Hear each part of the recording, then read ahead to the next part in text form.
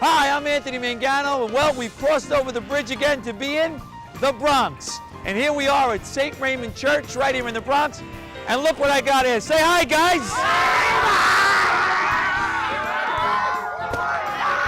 These are the kids from St. Raymond Church. Good going, guys. How are you, guys? And look who's here. Father James Cruz. This is some setup, huh? Hey, say hi to these guys. Guys, say hi. Hey, wave, everybody. Hey, here you go. All right, we're going to go inside now and talk about the church. Come on. Thank you, guys. Thank you.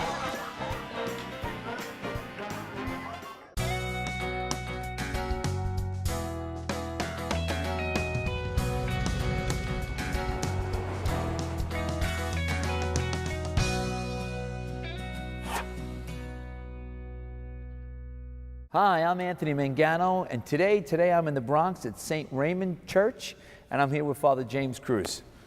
Nice. How you doing, Father? Good, nice good. to meet Doing you. Fine, thank you. Listen, thank you for inviting us here. Thank you for coming. It's a really beautiful church. I've got so many questions to ask you because I came in alone. I mean, the giant cemetery out there. We're going to get to that. Yeah, we'll get there. So tell us about your church here. Well, the church was founded in 1842. It's an interesting story because at the time they didn't want to sell Catholics land here. Really? So it was the wealthy around and they didn't really want to sell Catholics. As a matter of fact, the first attempt to buy a church here was by Bishop Dubois. And in 1835, he actually was about to purchase land, but they told him if you purchase land, you got to build it within a year, a school or a church. He said, can't do it. So then in 1842, finally, Bishop Hughes was able to procure the land. When they had a little farmhouse right out front, and the farmhouse became the first church, a little barn. Really? So that became the first church for a couple of years. And then finally in 1845, August 31st, 1845, the first church was built by Father Higgins. And it was built right out front. If you see the front of the place, there's sort of an area with a cemetery. If you can imagine a red brick building on each side. And I mean the graves on each side of the red brick building. That's the way it was. And then there's even a photo of this church being built behind it. And this church when was this church? This was built in 1897. The stone was put in 1897. And then in 1898, this church finally came to be. Well, you had the barn. Had the barn. Okay. Had the red brick church. Okay. And then this one. So then this one's since 1898. 1898. So wow. The parish is 175 years old. Wow. We celebrated that 2 weeks ago. Now, when I come in here, you know, I can see it's so bright and clean. When was the last time you made any upgrades, modifications, painting? The last renovations were done about 8 years ago. 8 years ago. We did the floors. Oh, They wow. put this beautiful This is very pretty. floor down here. And they also took off the altar rails and they fixed all the floor up there. Yeah, notice that a lot of churches have gotten rid of the altar rails Yeah. because I always liked them when I was a kid because I was an altar boy, but I understand now they want to make it more inviting to the people instead of keeping it like at a distance. I can understand that, so it makes sense. This was my first parish also when I was first ordained. I came here. And we still had the rails, and I kind of miss them. Well, you know, because she's an altar boy, you know, people used to come up for communion, used to kneel sometimes on that, and I remember that as a kid. So Well, I also like the sanctity of that sanctuary. I can see it both ways, you know, where people want to be more open, and then also you want to keep it a little secluded, like the baptismal font. Baptismal font's right behind you. See? Now I noticed that it's in that corner there, right? Because usually, like I remember, it was always at the back of the church, and then they decided to move it to the front of the church because they wanted everybody to see it. Now I've seen some churches have it like almost, I wouldn't say in the middle, but a little off a little bit, so it's more centered. It's the design of the church, like the architect of this church. George Street, and he designed this church. He also designed, I understand, St. James, the cathedral in Brooklyn. Which is interesting to say, because in St. James Cathedral, they have a cemetery there. And it's in the back. In one of our episodes, we went through walking around. You know, I was a little too nervous, to be honest with you. They actually went down, a couple of the guys, Lorenzo, Lou, and then they went under the foundation of the building. The church was built on the old foundation of the cemetery. You know, they were like, you want to go down? I'm like, no, I'll watch you guys film it. Which is fascinating to me because your cemetery outside, it's like on the property. The stones are huge. They're amazing. First one out there was Father McKenna, who actually built the church. He did a lot when he got here in 1888, I think was his first time here. And he just built this place up. He built the church. And a wonderful job that he did, but he also did so many other things. You know, he was involved with the Catholic Protectory, which was right next door, which was our Catholic orphanage. And he did all these things that when we passed away, they buried him out in the front yard, that's rightfully so. honorable. The other stones are actually more recent vintage. They put them in just to match with McKenna. Okay. Yeah. But it works. Oh, it because, works very you well. can't miss it. I mean, you drive by, you're like, wow, look at the size. Like, my mom's buried in Greenwood Cemetery in Brooklyn, and they have like these mausoleums. I mean, these things are huge, but those, I see them in certain cemeteries. This is Monsignor McKenna. He's the one who actually built the new church. And what's really incredible is he was pastor here for 43 years, and he's actually buried right where the old church would stand, because it was right here, which was really an incredible thing, just to think the way this place has grown. And you can see we still have the old cemetery right by us. So you see a gap, that's where the church was. Wow. Yeah. I saw Tony Rota, is it Tony Rota Square? Tony Rota Square. Tell us about that, because I'm just Tony curious. Rota was a local, and he opened a little restaurant, a little Italian restaurant. It would have been right in front of the church. We purchased an Italian restaurant, or actually started an Italian restaurant, and he'd really lucked out, because it was 24 when he opened the place, and it was 1933. And then by 1938, Metropolitan Life had bought the property behind us, which is now Parkchester, and put up homes. So all of a sudden, he had 14,000 people coming to his restaurant. So I think he did. I think he did pretty well. Yeah, he sure did. He I did. mean, I can understand why they named the square after him. It's amazing. You see something like that. Now I know we're talking about how the immigrants that came over here and how it. I always love how when I do a church, how it starts in certain areas. We talk. It started from farmland, and they put up a barn. Everything was very small until they, became the Irish immigrants, and then I guess the Italian immigrants. Because we're in the Bronx, and now it's a complete. I guess you can't say a melting pot now. In Manhattan, they say a salad bowl. I still say a melting pot. You know what I'm. Yeah, we're the same generation. Yeah, same we're generation. there, yeah. So how has the demographics changed in this area from when this church first started till now? When this church first started, this was truly farmland. There was nothing out here. This was Westchester. Really? This was the village of Westchester. Wow. So, and then as time went on, the Irish started to move in, and the Irish really came in large numbers. And before you knew it, the first church was too small, so they had to build a second. Then the Italian immigrants came, right, and we had a wave of the Italians, and that's why we have a couple of national parishes nearby. Because when the Italians came, they had their own churches. They brought their own priests, many of them, and the Archdiocese created churches that didn't have parish boundaries. So Italians from all over came to these particular parishes to come. When I actually went to high school here, I actually graduated St. Raymond's High School, and this was 1980s. And it was predominantly Irish and Italian. Out of the whole school, there were 8 of us in the graduating class who were either black or Hispanic. Oh, wow. So everything else was Irish and Italian, but now it's predominantly African American and Spanish. But even our Spanish folks here, most of them are second and third generation, so they've been here for quite some time. So the demographics have changed. The neighborhood's changing a little bit more. We're getting some Hindu folks in, we're getting people from India, and some Muslim folks in. We're going to take a break and we'll come right back. Okay. So stay tuned, we'll be right back.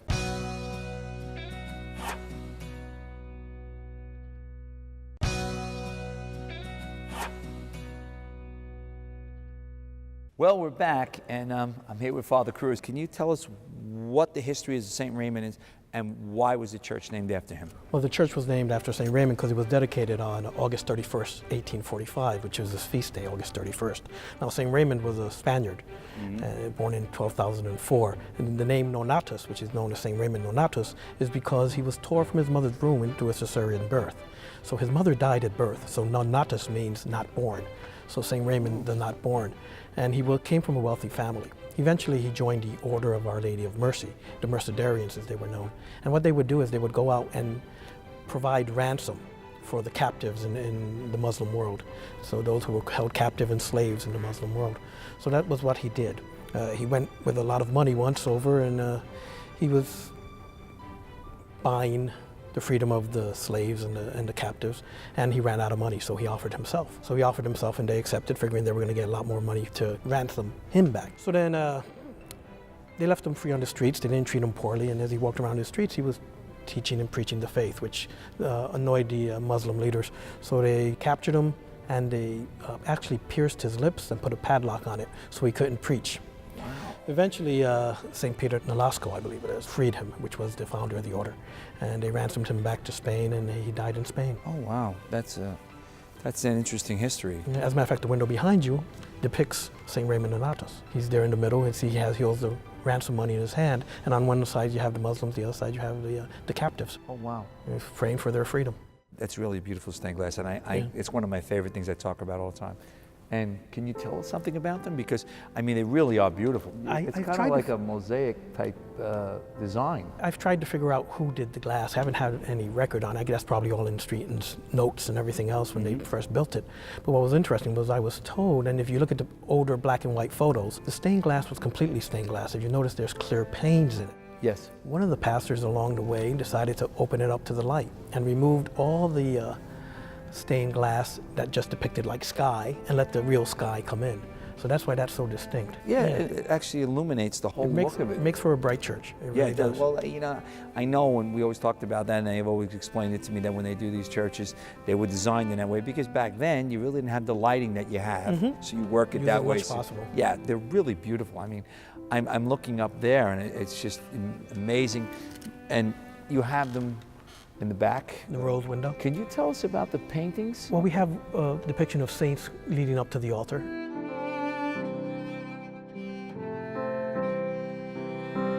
One of the paintings we have, which most people don't notice, is the death of St. Joseph, which is up here. And most people don't even notice this death of St. Joseph, which is something that's usually not depicted in a Catholic church. Of course, our baldacchino wasn't part of the original church when it was built. Oh, no, it wasn't. They put that in the 1930s. After 1932, so that was a priest came. Yeah, okay. 1932, one of the priests came. He came in, and the church had a wooden altar. And he said, no, let's change this up. And he put in the baldacchino, and he put a marble altar in. Oh, it's absolutely which was beautiful. excellent. I mean, of course, it the really altar is. would have been right beneath the baldacchino. Then it was moved out. And I love the stained glass windows behind the baldacchino. They're beautiful. And then, of course, we have the Pantocrator, our Lord, up there, you know, with the gospel in one hand and his hand giving the blessing in the other, which is the traditional Byzantine iconography, you know. Sure. Which is saying ruler of all. It's a beautiful, beautiful thing. You know, many people look at the baldacchino, and it's a wonder. I don't even know how they got it in here in reality. It's marble, right? Yeah. And the church is a Byzantine-style church, but it's in cruciform. It's just slightly cruciform, as you can tell. And if you see our pillars, our columns here, our columns were actually red marble. So somewhere along the line, I think they were either encased or painted white. But they're actually red Numidian marble. It's called red Numidian marble. When you walk into the front doors, you'll see in the foyer that red marble is still there. Okay, yeah, when I came in, okay, I did see that. They encased it in, well, I guess it goes more with the decor and the brightness of it, you know, red kind of like, even though red's a nice color, it just would be a little too dark, I think. Yeah. So probably did all that. Yeah. I'm looking at your Stations of the Cross. Are they the originals? In this church, yes. The originals in this church. The reason why I ask is because a lot of churches, sometimes some people had painted them over the years and they removed the paint, they acid washed them, so knowing that you looked at the black and white pictures. Yeah. They've been touched up, but they haven't been changed much. It's amazing the artwork that goes into this, the detail. They're so lifelike. Well, I mean, that's the reason of a church, to give glory to God. And you walk in, and so many times people didn't know the faith. And the faith is taught through our windows, taught through our statues, taught through everything. That's one of my biggest things that I always say, that the stained glass windows, it's like the Bible opening up, and it's like a live story in front of you. Exactly what it does. Because if somebody didn't know how to read, they can actually look at it and get the idea of it. I mean, from the moment you walk into a church, your eyes are supposed to be lifted up. I think that's what the baldacchino does so well. Your eyes are lifted up. You're supposed to be lifted up to heaven. It's supposed to be taken somewhere else. I've seen a few, you know, like, you know, St. Joe's. I mean, this is a beautiful one. Father, can you tell us, tell the viewers, a little bit more about the design of this church? Well, as you know, it's a little different. You know? Byzantine styles usually have the dome. So we have our little dome right above us. As a matter of fact, that came down parts of it came down, I think, about 13, 14 years ago, and it had to be redone. Wow. And we were holding Mass in the lower church for a while. Right. Yeah, it wouldn't be too good sitting out here with part of the roof coming up. No. Duck! Yeah, it would not be a good idea. No. But it is a Byzantine style, one of the oldest architectures in the church. The big difference is our windows. Most Byzantine style churches, you have the small windows high up.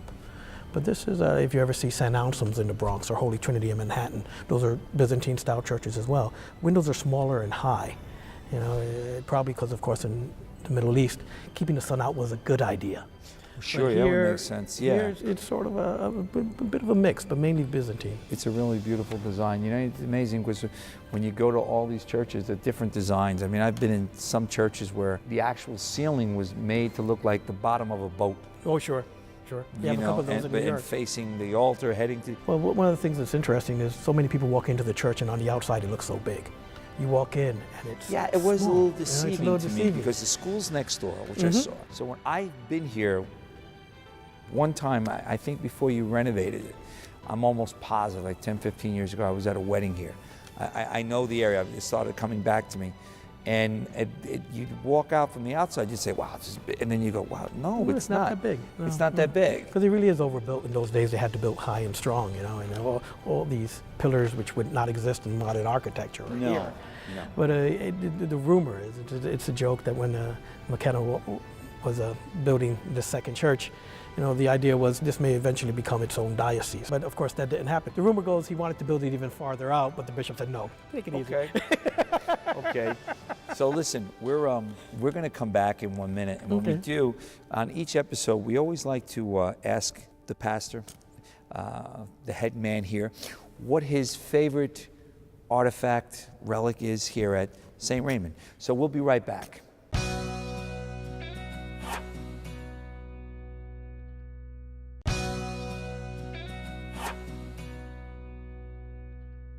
Well, we're back, and I'm here with Father James Cruz and Father at St. Raymond. And Father James is going to tell us one of his favorite things, his favorite artifact. What is your favorite thing here at St. Raymond? Well, from the first time I came here 12 years ago, you kind of see the church in its majesty. But then you go over to our baptismal font, which is right behind you. And actually, you see that there's a cover, which kind of lifts up before you do baptism. So you come and you lift it up, and it's weighted, so you just lift it up with a finger and bring it down. Really? And it's strange. It's like, okay, this is interesting, but it's an interesting little piece of thing. So it must have been out front somewhere when the baptismal font in the old days was out by the front door, you know? And they moved it there. Then they moved it there. So it's unique. It's unique.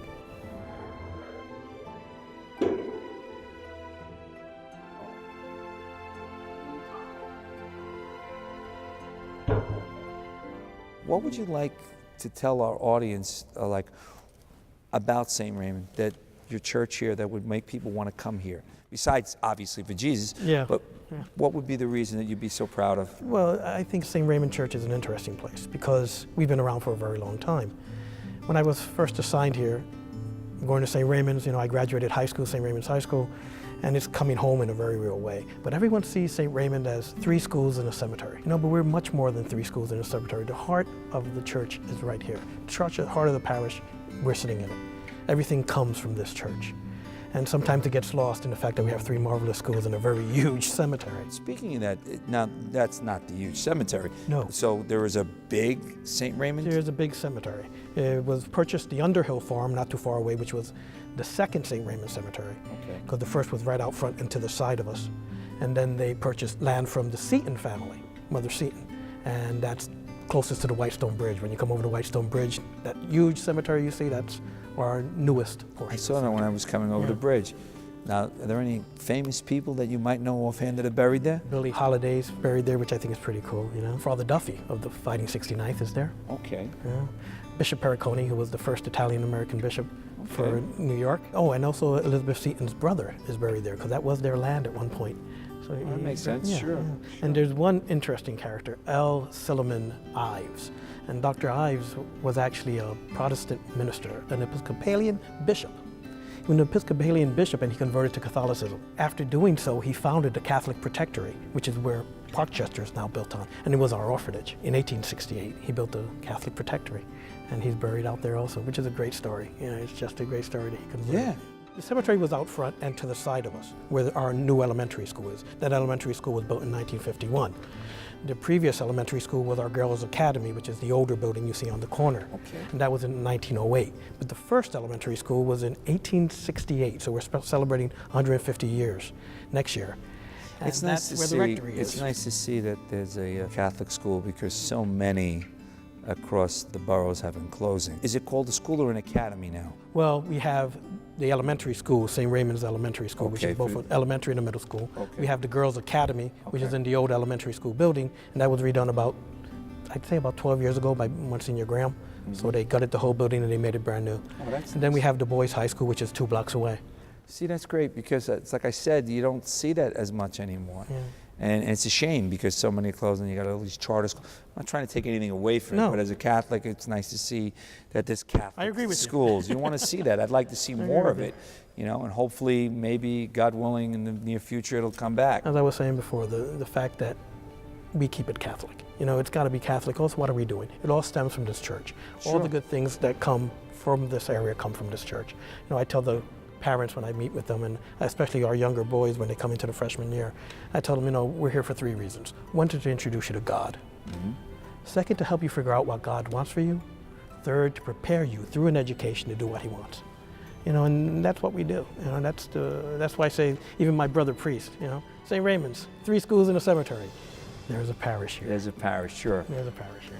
Well, Father, I want to thank you so much for inviting City of Churches, our show, and our viewers into St. Raymond's, because we learned a lot today, and it's a beautiful, beautiful church. I do understand you have a website here? Yes, we do. www.straymondparish.org. Well, that's great. So you guys can check out this church, and you can come on down here and check it out up here in the Bronx. In the Bronx. The Bronx. The Bronx, as they say. The only borough with an article. The Bronx is too funny. I'm coming from a Brooklyn boy. Well, I want to thank you so much for watching this episode and for having Father James Cruz invite us here to St. Raymond. If you have any questions about this particular episode, you can contact us at netnewyork.tv or write into us at City of Churches, 1712 10th Avenue, Brooklyn, New York, 11215, or follow us on Facebook or Twitter. I want to thank Father James Cruz again for inviting us here at St. Raymond's, and watch the next episode, and God bless you. See you then.